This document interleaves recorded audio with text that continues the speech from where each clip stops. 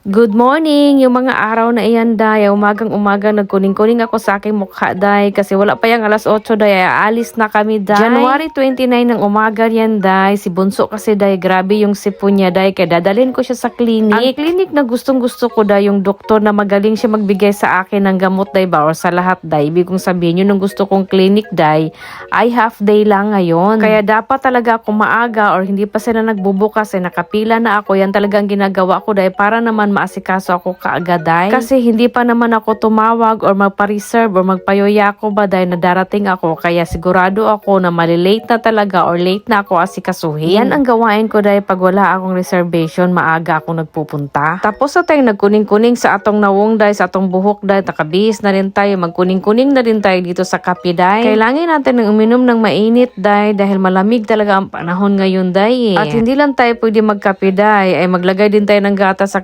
kape natin, day, kasi pait-pait man, day, oy. Pag may mainit, day, partiran din natin ng malamig, day. Ganun lang talaga tayo ka-abnormal, day, ba? Gusto ng mainit, tapos nung nainita, naiinom naman ng malamig, day.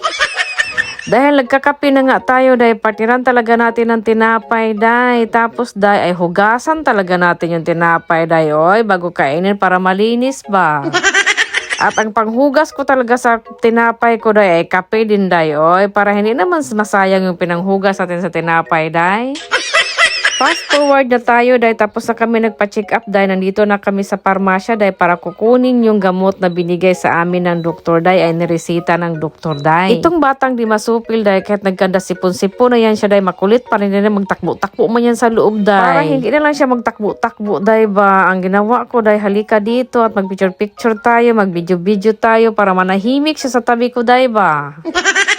Bago pa mag alas 10, day, o alas 9 ba yan, day, ay pinainom ko na siya ng gamot, day. Nakauwi na kami sa bahay, day, at ganyan pala ako magpainom ng gamot sa anak ko, day. Hindi ko sila masyadong binibaby pagdating sa gamot, day, kasi, day, mahirap na tayo sa kalisod, day. Tayo man ang mahihirapan, day, pag sinasanay ba.